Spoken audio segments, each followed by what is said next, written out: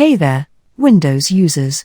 In this video, I want to change the default program for opening files in Windows 10.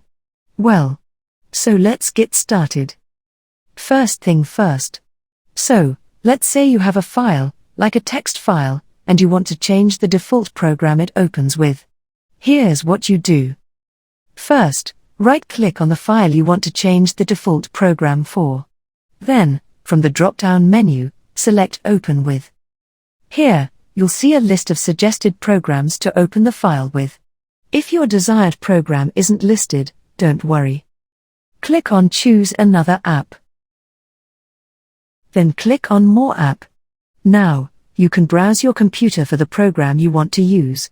Once you've found it, select the program and make sure to check the box that says Always use this app to open text files if you want to make it the default. Finally, click OK to confirm your choice. And just like that, you've successfully changed the default program for opening files in Windows 10. And that's all there is to it. If you found this video helpful, don't forget to give it a thumbs up and subscribe for more tech tips and tutorials.